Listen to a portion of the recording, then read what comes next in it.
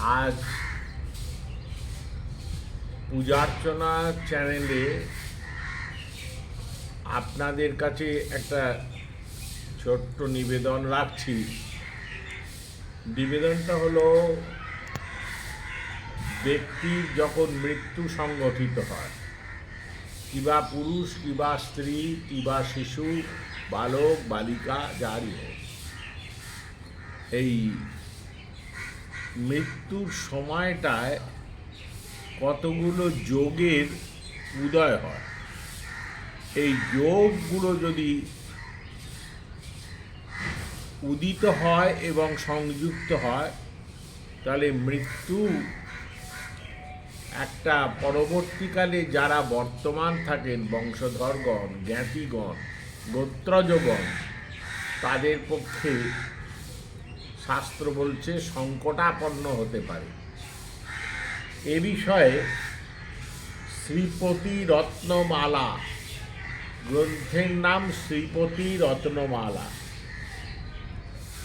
এখানে বলা হয়েছে, বিষম চরণম ধৃষ্টম ভদ্রা তিথির যদি যায়তে দীন কর শনিচ্ছমা পুত্রানাম কথঞ্চন বাসরে মুনিভীর রুদিত সোহম যোগ ত্রিপুষ্কর সঙ্গীত ত্রিগুণ ফলদ বৃদ্ধ নষ্টে ঋতে চ মৃতে স্মৃত। শ্লোকটার ব্যাখ্যা করে দিচ্ছি। প্রথম লাইন হচ্ছে শ্রীপতি রত্নমালার, বিষম চরণম ধিষ্ঠা। ধিষ্ঠা শব্দের অর্থ হচ্ছে নক্ষত্র। বিষম চরণ অর্থাৎ যে নক্ষত্রগুলোকে শাস্ত্রে বিষমচরণ অর্থাৎ অকল্যাণজনক, অসুচিজনক বলা হয়েছে, ভগ্নপাদ নক্ষত্র বলা হয়েছে। এই ভগ্নপাদ নক্ষত্র বিষমচরণ ধৃষ্টা। বিষমচরণ ধৃষ্টা কি কি না, পুনর্বসু, উত্তরস্বরা, কীর্তিকা, উত্তর ফুল্গুনি, পূর্ব ভাদ্রপদ, বিশাখা। এই নক্ষত্রগুলোকে বলা হয়েছে ভগ্নপাদ নক্ষত্র। এই ভগ্নপাদ নক্ষত্রকে শাস্ত্রে আবার বিষমচরণ ধৃষ্টা।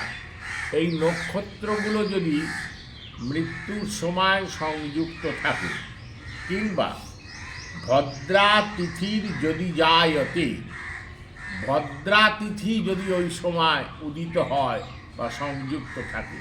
ভদ্রা তিথি কোনগুলো? দ্বিতীয়া, সপ্তমী আর দ্বাদশী। এই তিনটে তিথিকে ভদ্রা তিথি বলা হয়েছে।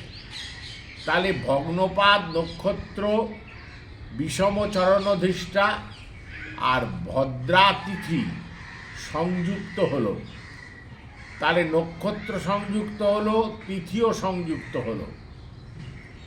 এবার দিন কর শনিচ্ছমা পুত্রানাম কথঞ্চন বাসরে। দিন কর মানে হচ্ছে রবিবার। শনি বুঝতেই পারছেন, শনিবার। আর শনিচ্ছমা পুত্রানাম কথঞ্চন বাসরে। পুত্রানাম কথঞ্চন বাসরে অর্থাৎ মঙ্গলবার। শনিবার দিনকর, দিনকর মানে হচ্ছে রবিবার। রবিবার, শনিবার এবং মঙ্গলবার, এই তিনটে বারের যদি সংযুক্তি হয়, মুনিভীর উদিত সোহম যোগ ত্রিপুষ্কর সঙ্গীত। ঋষি মুনিগণ এই সংযোগকে ত্রিপুষ্কর বলে অভিহিত করেছেন। ত্রিপুষ্কর একটা যোগের নাম। এই যোগেতে ভগ্নপাদ নক্ষত্র বা বিষমচরণ ধৃষ্টা এর সংযোগ থাকবে, ভদ্রা তিথি সংযোগ থাকবে, আর দিনকর শনি, রবি শনি এবং কথঞ্চন পুত্রানাম কথঞ্চন বাসরে মঙ্গলবার এটাও সংযুক্ত থাকবে। এগুলো সব সংযুক্ত হলে মুনিগণ একে ত্রিপুষ্কর যোগ বলে, যোগ ত্রিপুষ্কর সঙ্গীত। ত্রিগুণ ফলদ বৃদ্ধ নষ্টে ঋতে চ মৃতে স্মৃত। এই ত্রিপুষ্কর যোগ এমন একটা যোগ, এই যোগে মৃত্যু যদি হয় তাহলে নিশ্চিতভাবে পৌনপৌনিক মৃত্যু হবে। আরও ওই গোত্র বা বংশের ভেতর আরও 3টে মৃত্যু হবে। যদি এই যোগে জন্ম হয় তাহলে আবার পৌনপৌনিক জন্ম হবে, বংশের ভেতর আরও একটা পুত্র জন্মেছে ত্রিপুষ্কর যোগে, আরও 2টো পুত্র জন্মাতে পারে, মোট 3টে পুত্রের জন্মগ্রহণ হয়।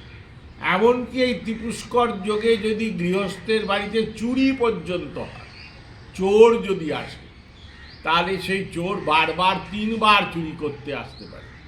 তাই এই ত্রিপুষ্কর যোগ শাস্ত্রে অলক্ষণীয় এবং অকল্যাণজনক বলা হয়েছে। এবং ত্রিপুষ্কর যোগে মৃত্যু হোক, জন্ম হোক, চুরি ইত্যাদি হোক, এ সবেরই প্রতিকার প্রয়োজন। বিশেষ করে শাস্ত্র বলেছেন যে মৃত্যু যদি হয়, মৃত্যুর সময় যদি ত্রিপুষ্কর যোগ হয় তাহলে সেই ত্রিপুষ্কর যোগের তৎক্ষণাৎ প্রতিকার কর্তব্য।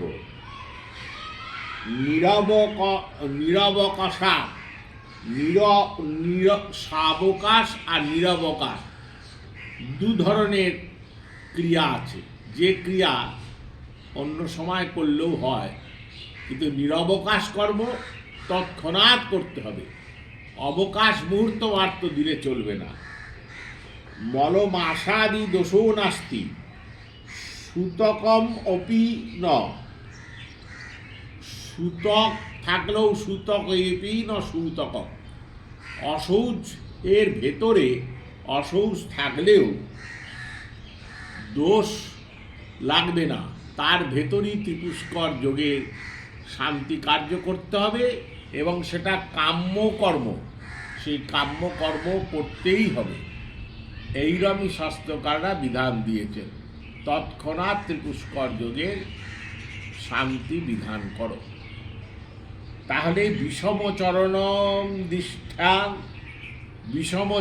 দৃষ্টাং ভদ্রাতিথির যদি জায়তে দিনকর শনিক্ষ্মা পুত্রানাম কথঞ্চন বাসরে মুনিভীর উদিতি সোহং যোগ ত্রিপুষ্কর সঙ্গীত ত্রিগুণ ফলদ বৃদ্ধ নষ্টে ঋতে চ মৃতে স্মৃত। এইটারই ওপর বেশি জোর দেওয়া হয়েছে। তবে জন্মাদি হলেও তারও প্রতিকার করবেন, তার প্রতিকারেরও পদ্ধতি আছে। চুরি ইত্যাদি হলে ত্রিপুষ্কর যোগে যদি চুরি হয়, পাজি খুলে দেখবেন কোন যোগে চুরি হয়েছে। যদি এই যোগগুলো থাকে তাহলে প্রতিকার করে নেবেন, তাহলে পৌনপৌনিক চুরি হবে। তা মৃত্যুর ক্ষেত্রে বিশেষ করে বলা হয়েছে যে সূতক থাকলেও অশৌচ থাকলেও সেই অশৌচের মধ্যে এই কাজ করা যাবে। অশৌচ শেষ হওয়া অবধি বা বৎসরকাল দেহাশৌচ অবধি অপেক্ষা করার দরকার নেই।